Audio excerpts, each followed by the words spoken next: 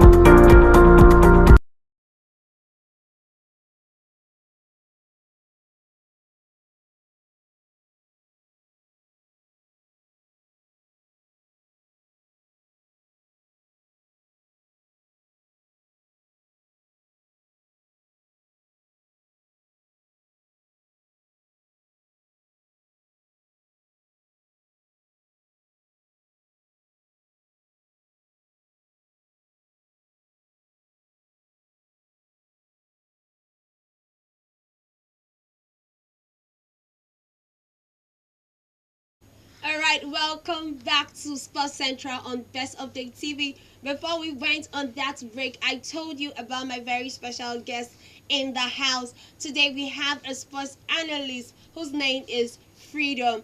Freedom, good evening. How you doing? Fine, thank you. Welcome to Best Update TV. Thank you for having me. How is your Christmas going? Well, Christmas have not been that lively for me because I don't think anybody is even enjoying it. Are you serious? Well, Yes, I'm yes. enjoying my Christmas. Well, Why are you not enjoying your Christmas? I mean, Premier League is back. Yeah, actually, Premier League is back. That is the main reason why nobody's mind is actually on Christmas, because everybody's mind now is on the Premier League. So nobody will be thinking of going to go and spend money on Christmas. Yeah. So that's just the thing. All right, so I'm just going to highlight a couple of games that we had during the weekend. We had Leicester City playing against Newcastle, and Newcastle telling us why they are at the top of the table, staying in third position. You know, within the week they went up to second position. Yes. And went back to third position after Manchester City's win. Yeah. But then they beat Leicester City 3-0. 3-0. Yes. And then we had Brentford and Tottenham going 2-2. You know, the funny thing right now, Freedom, is that most of the tabletop teams that had met Brentford in the past either had a draw or maybe one goal difference. It was only Arsenal that beat Brentford. And to think that Brentford is not so much, although there's no small team in the Premier League, but you know, people don't really see Brentford as a threat. Yeah. As a threat, rather. So, what do you think about that team? Meeting Tottenham and beating them 2-0 before Tottenham came back into the game. Well, you see, Brentford before, around that kind 215. Yes. They are not a very strong team, but when they now change their manager, you see that manager handling them now is a very nice manager. And for me, Brentford now is no longer a small team. Even Newcastle, Brentford of then was a small team, but now, as you can see, they are actually taking on the big dogs of the Premier League. I'm telling you. As even Manchester United, as of last season, I can remember that they beat them 4-0. Now, Tottenham, what is his name? Their coach is actually still trying to build up some kind of system for them to play, but I don't think that the players are actually understanding his style of play. That is why and Tottenham, it's affecting them. yes, and that is why Tottenham drew the match with Brentford. All right, so we also had Arsenal beat West Ham 3-1. When the game started, it was as if the boys were trying to balance, but West Ham scored. But after the first half, when they came back after the first half break, the team Arsenal came back into the game and beat Brentford 3-1. And then we also had Chelsea beat Bournemouth 2-0. Well, for me, I said Bournemouth is not really a team that we should be cheering as Chelsea for. I expected so much more from them. Do you think that, judging from that match, do you think Chelsea beating Bournemouth is a way of telling us that Chelsea is back in form? Well, to me, the Premier League is somehow harder than other leagues. And when it comes to that match against Bournemouth, you see that it was expected, because when everybody were going on international break to go and play for their various countries, we see that some of them were going to go and get more fire to come and put in the Premier League. So, as you can see, the first person that scored goal there was Havertz. So, for me, I'm actually suspecting it's because of the anger that they couldn't qualify for the next stage in the World Cup. That was what they used. That is what he came back yes, with. exactly. That was what they came back with. Okay. And because of that. And if you watch that match, you see that Chelsea, they were very, very spectacular in what they were doing. They were very precise in what they were doing. They attack everything. They handled Bournemouth very well.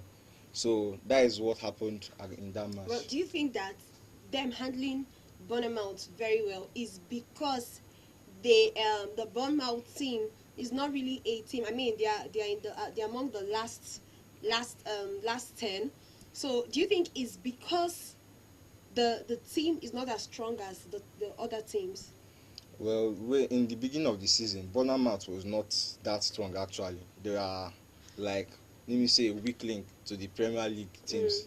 So any team that caught up with them at that time will actually beat them.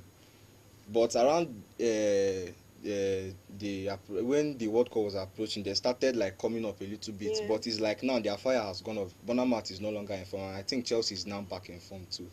Okay, and then we had before going to another team that played, we saw that in the game, Reece James had to actually volunteer to be changed in the game because of his injury.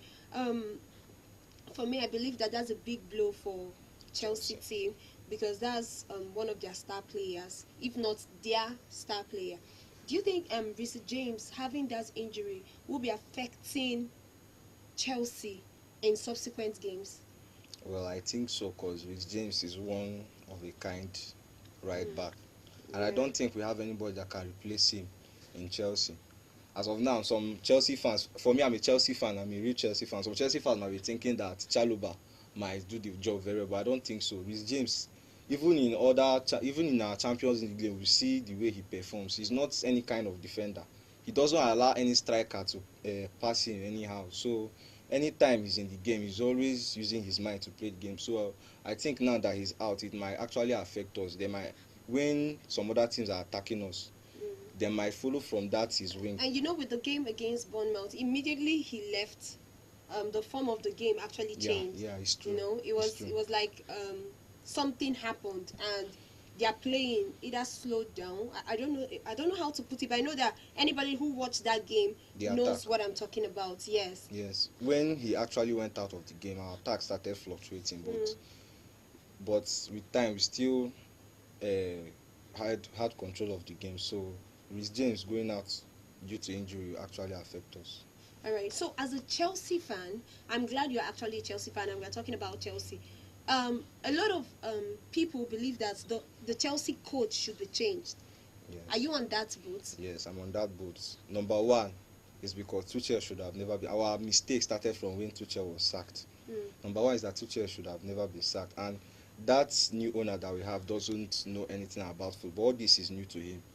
There was this football analysis I was watching some time ago. They were saying that what that our owner wanted was for us to sign Ronaldo, but Tuchel was like telling him that that was not the vision of the club now. Yeah. That what we needed was midfielders and attacking strikers. But due to the issues that they had, they didn't have the same vision. So the owner of Chelsea decided to sack Tuchel. The board members, everybody were on him on that. So that is where our mistake started. Okay, so you believe that the coach should be changed? Yes. Does he make bad decisions when it comes to placing team members or choosing who should be on the bench or who should be on the pitch? Yes, sometimes he makes a lot of mistakes when he's like subbing off players. For instance, that Dennis Zakaria, he shouldn't have started the match. Although when he actually put him in the match, he was actually showing some skills. Actually, the guy was actually showing his capabilities. But I think that he shouldn't have given the guy a chance. There are other players like Broja that he should have used to start the match. So that's what I think. All right, so thank you so much. Let's moving on. We saw Manchester United play Nottingham Forest, and it ended 3-0 in favor of Manchester United. I was talking to one of my Manchester United friend, a fan of Manchester United, my friend, and I was saying to this person that, well, they came off 3-0 because that's the club they play. I was actually joking, but then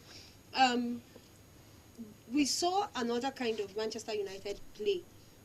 How do you think Ronaldo leaving the club affected the club, positively or negatively? Actually, Ronaldo leaving Manchester United doesn't have any effect on them because, first of all, they actually did better without Ronaldo in Manchester United. Why is that? And now, why? Because Ronaldo sometimes he likes carrying himself like, because he thinks that maybe he's the greatest player of all time, that he's the one that decide what happened in the club. But no, he's not.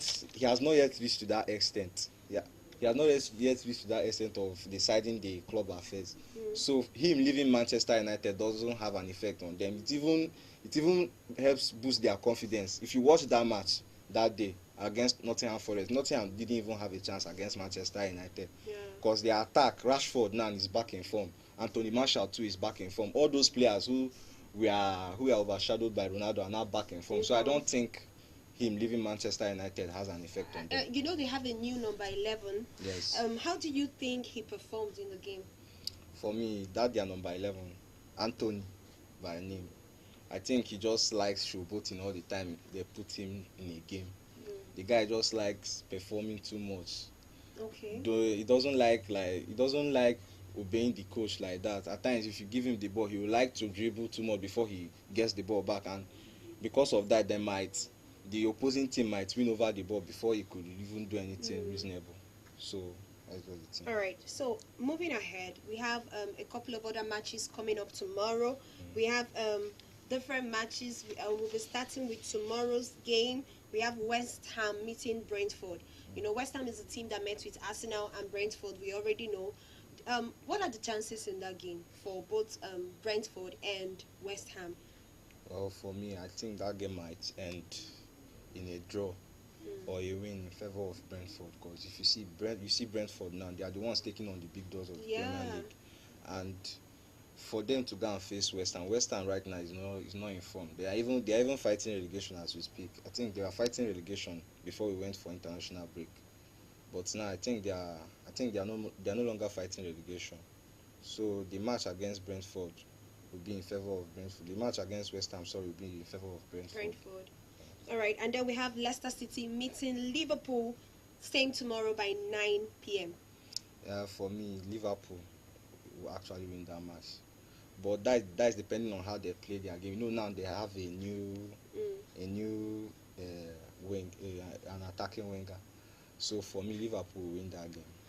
All right, and then on Saturday by 1:30, we are seeing Manchester United play the Wolves.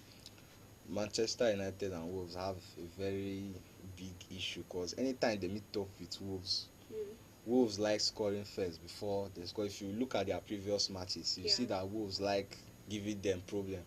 Why? Because they had, and now that Ronaldo is from Portugal, Yes. and if you look at Wolves team, their players are made up of Portuguese players. So So because it's going to be a Ronaldo revenge. is going to be a revenge on Manchester United for Ronaldo.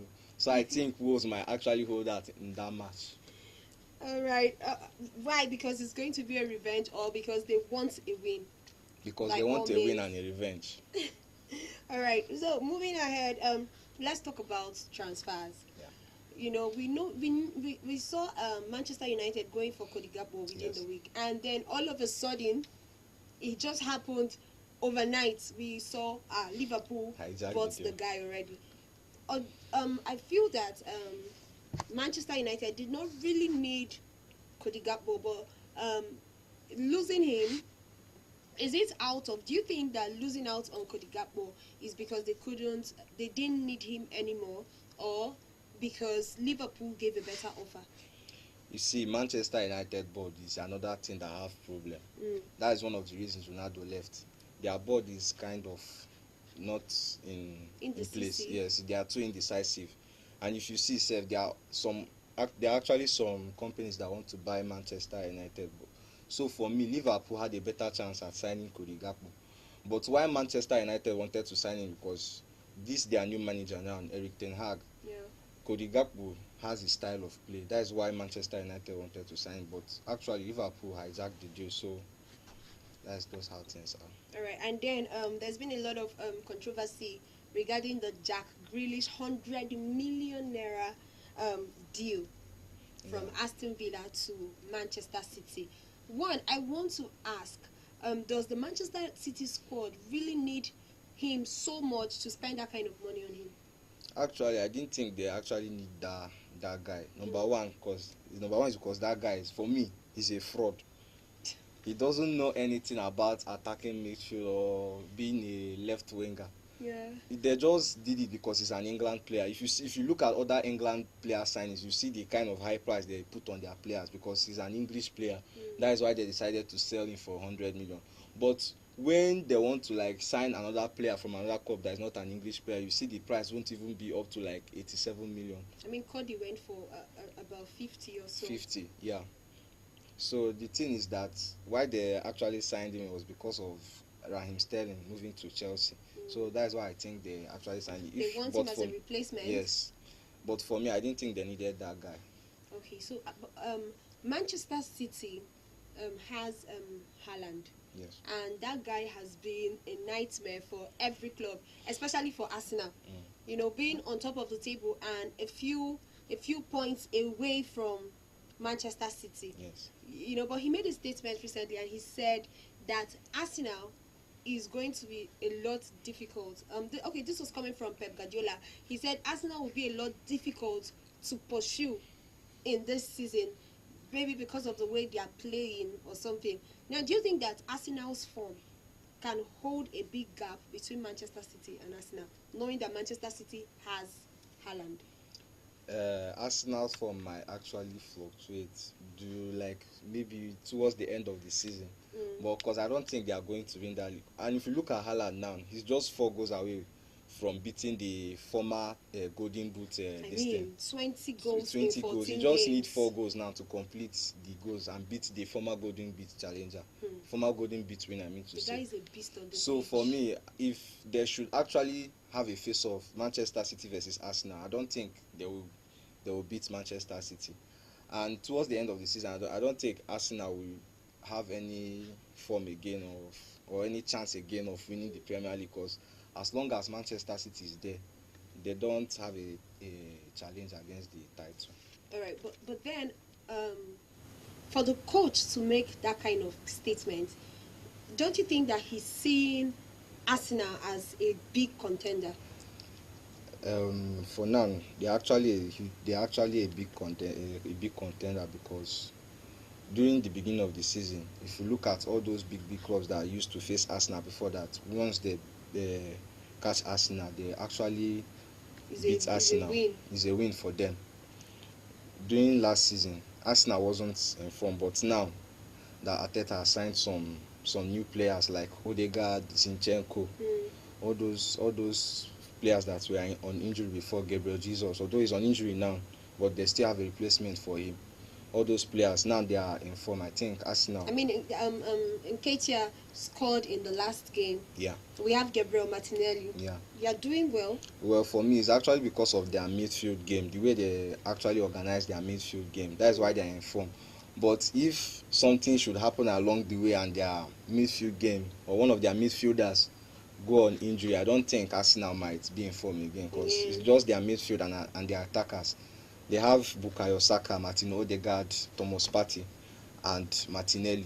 Those four people, I think they are the actual pillars holding Arsenal right now. So for me, that is why Arsenal is in form. All right. So next question I want to ask you is Chelsea signing the Ivorian striker David Fofana. Okay. You know, over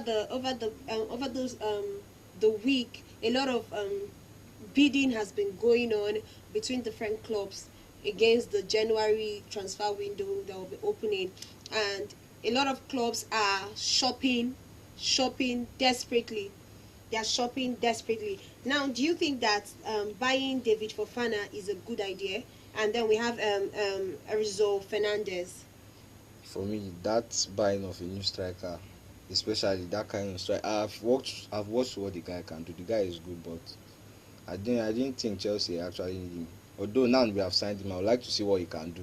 And on the part of Enzo Fernandez, that is the actual midfielder we need. That's the kind of midfielder we need. We need a midfielder that is very creative. Not that Kovacic and the rest are not good. They're actually good, but if you watch the World Cup, you see that Enzo Fernandez is a very creative midfielder and he's not dull. He likes attacking, he likes putting his all in the game. So I think Enzo Fernandez is a very good midfielder. All right. Before we go, I just want to ask you one last question. Do you think that Mbappe and Haaland are the new Messi and C. Ronaldo? Yeah, for me, yes. Some other people might not accept it, but for me, do you think they have what it takes to surmount their records and reputation? When it comes on Ronaldo's part, I think both of them can actually beat Ronaldo to that record. But when it comes to Messi, until Messi retires, I don't think they have a chance of winning a Ballon d'Or or anything else. So for me, that is what it is. All right. Thank you so much, Freedom. It's been amazing having you on this platform. This is Best Update TV. Before we go, I want you to give a shout out to our viewers out there, to your family, and then tell them about Best Update TV, what you've seen so far, and also encourage them to keep watching on all our social media platforms. Please, you guys should keep watching Best Update TV. They are the best at football analysis, and also keep following them on every social media handle. Thank you very much for having me. All right, thank you so much. It has been I and Freedom. I'm your girl Chima Joy, and we've been talking sports on Best Update TV. Thank you so much for joining us. See you same time next week.